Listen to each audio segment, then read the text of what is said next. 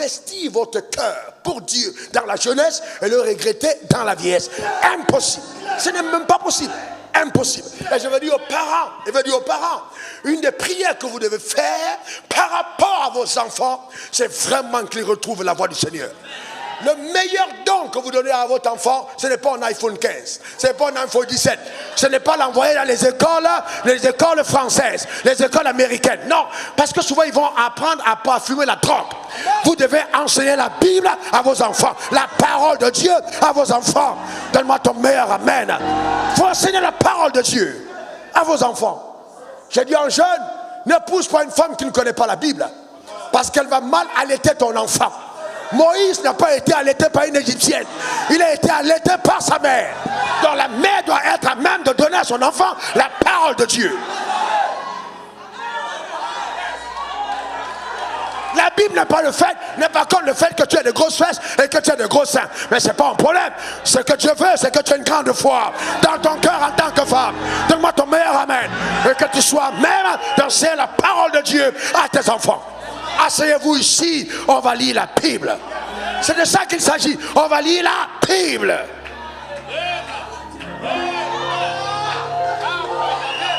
Écoutez frère, homme, vous perdez la faveur de Dieu si vous n'amenez pas votre femme et votre maison dans la discipline de Dieu. Vous perdez la faveur de Dieu. Ce n'est pas discutable. Moi et ma maison, nous servirons l'Éternel. Ce n'est pas discutable. J'entends les gens dire non, ma femme m'a influencé, c'est à cause de ma femme. Toi tu es qui? Et ta femme t'influence. Jeune homme, je veux que tu sois un homme et que tu comprennes que l'homme est le chef de sa femme et qu'un homme c'est un garçon, un vrai garçon. Donne-moi ta meilleure amen. Dis encore amen.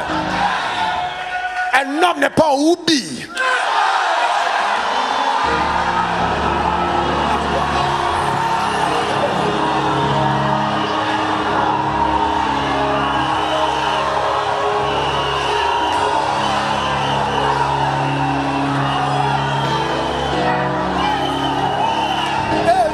Le dire, nous sommes les hommes, nous sommes les vrais garçons, les garçons du ciel, les garçons de Dieu. Donne-moi ton meilleur amen. Nous ne portons pas les couches, mais nous avons la foi dans le cœur. Quelqu'un dise encore amen. Amen, amen, amen. C'est ce que nous sommes. C'est ce que nous sommes en Christ. Des vrais enfants de Dieu. C'est ce que nous sommes. Mais vous savez, frères et sœurs, ça, les enfants dans la maison doivent allaiter de leur mère. Doivent allaiter de leur mère. Parce que ce lait qu'est la parole qu'une mère donne à son fils préservera le fils, même quand il sera adopté dans la famille de Pharaon. Dans ses jeunes un jour, il se souviendra qu'il n'est pas comme les autres. Parce que sa mère le lui a dit. Si la foi habitait en Timothée, c'est parce que son aïeul Eunice était une femme de foi.